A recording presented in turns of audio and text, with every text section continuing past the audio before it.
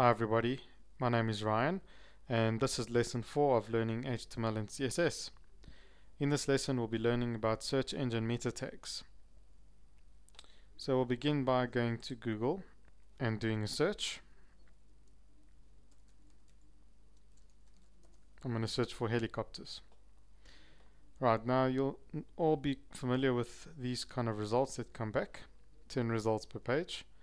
First thing that grabs my attention is always the blue underlined hyperlink, and this happens to be the title of the page. So for example, if I go to Sport Helicopters Cape Town's #1 Tour and Adventure and I click on that,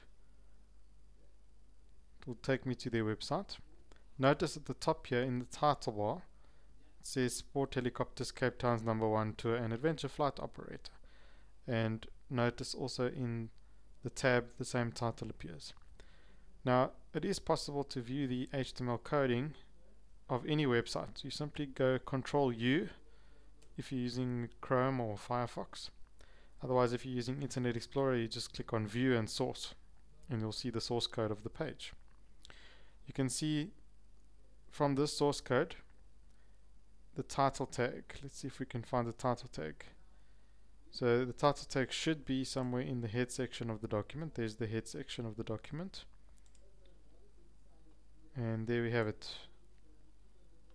Sport Helicopters Cape Town's #1 Tour and Adventure Flight Operator.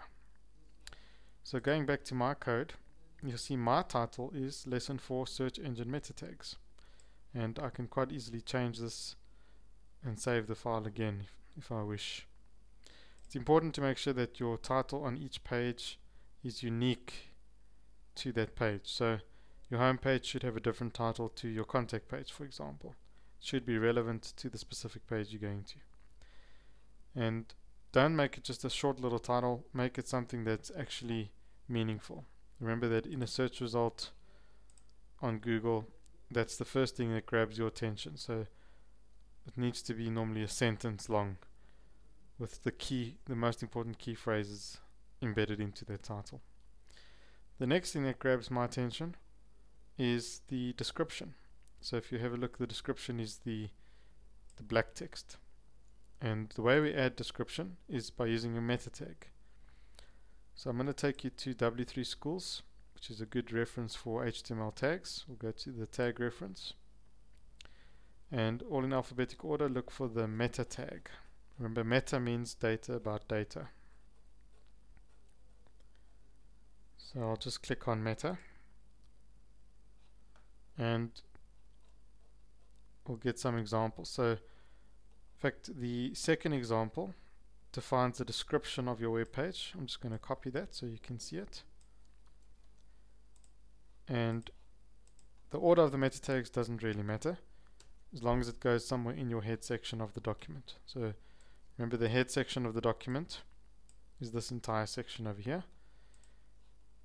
So this meta tag will define the description for the search engines. So you just say meta. It's got an attribute called name with the value of description. It's got another attribute of content, and its value should be a paragraph describing what this particular page is about. So obviously it needs to be longer than what I have here.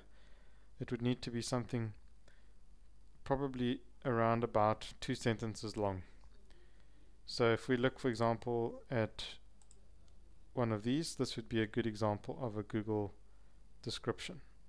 You'll see where about Google starts chopping it off. So Google only takes up to around about there, and then you'll see ... meaning they've started chopping it off. So around about what I've highlighted there is the correct length for a description. Let me take this one and paste it in so you can see. Okay, so it needs to go in between the double quotation marks of your content attribute. So meta name equals description, content equals, and then the description. And you can see this is around about 2 sentences long, 2 or 3 sentences long. Okay, remember that this sells your website. So the title sells the website, the description sells the website. This will maybe make a difference between a user going to visit your website and somebody else's website, just by scanning that description. Another meta tag that you can insert is the keywords meta tag. So let me paste this example just below my closing head section. So meta, this time the attribute is still the same name, but it has a different value. Now it's keywords instead of description. And the content, same attribute again, but now the content is different. This should be a comma separated list of key phrases or keywords that you think the user may use to come up with that specific page on your website. So keywords that are relevant to that page. So don't put keywords from another subpage of your website, only keywords that are relevant to the page that you're busy on. My motto is always quality and not quantity. So go for maybe 6 or 7 key phrases. Don't go and put 50 different words in there. You almost need to write a whole paragraph about every single one of these words that you place here under keywords. So how do you go about choosing good quality keywords? Well, I use a tool that's provided by Google actually, adwords.google.com. It's a free tool. You just have to sign up for a free account with them, and then you can log in.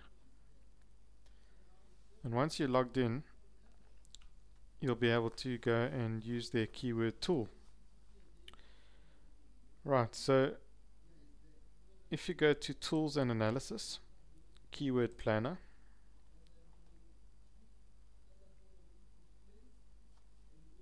you can then go and insert those key phrases. So you just say search for new keywords and add group ideas, and normally you put one keyword or key phrase per line. So for example, you might say dog breeding, dog collars,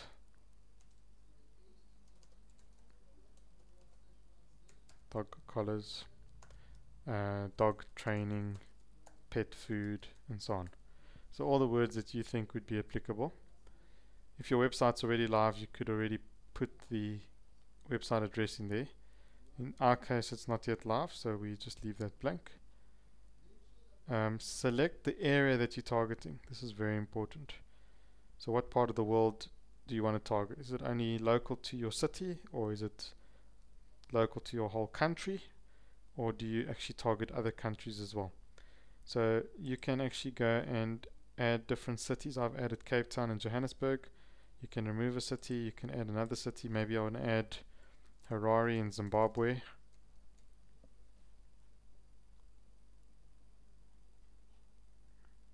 Okay, Zimbabwe. And you can add as many countries or cities as you want. So then the next thing you do is you can choose a product category. It's optional, but you can choose one. So I could perhaps say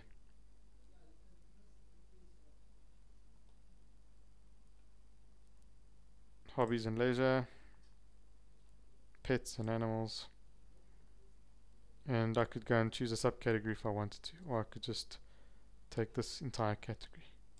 So now we've got some key phrase ideas that you've brainstormed. We've got a category, we've got a target area, and we can hit get ideas, and then we'll come up with a whole lot of group ideas that other people have used in the past. So you could use one of these if you wanted to. Otherwise, go to keyword ideas for these specific keywords that you've added, and these are the words that you've selected, and then these are the ideas that it's come up with. So it's gone and looked for synonyms, and it's looked at what other websites are using and put many different ideas, probably a lot of ideas that you would never have thought of by yourself. So once you've got your ideas, you need to look at two important figures. The first one is the average monthly searches, and you'll see that this is on a monthly basis, so it's a number of searches per month.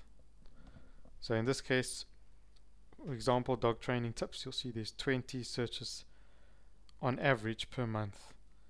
Remember, it's not in the whole world, it's only on the areas that you've chosen. So in other words, in Zimbabwe and Cape Town, it will only be relevant to those specific areas. The next thing that you need to look at, which is really important, is how much competition there is for that key phrase. So competition is how many other websites out there are using the same key phrase on their page. So if it's high competition, that's not really a good idea to use that phrase. Rather go for something with low competition, with still a reasonable number of searches per month. So 20 searches per month isn't that wonderful, but there's low competition for dog breeding, so you could choose to use that on your site and you would probably get up in the top 10 on a Google search for that phrase. Let's go to another example. The word dogs, funny enough, has low competition in those areas, but still has 2,500 searches per month. So that would actually be a very good phrase to use if you're optimizing for those areas. Some other good ideas: dog breeds, animals, pit bull. So anything with low competition with a reasonable number of searches per month you could use on that page. Remember, you need to do this exercise. This is kind of your market research. You need to do this exercise for every single one of your subpages. So you do this for your home page, you do this for each and every one of your product subpages. Once you've come up with the phrases that you want, put them in here, comma separated. Also embed your most important key phrase into your description. And maybe one or two of your other most important key phrases, you embed them into this description as well. Obviously your description though needs to make sense. And then sometimes we put our most important key phrase into our title as well, just to get better prominence. And this ends our lesson in adding meta tags and search engine meta tags into our web page.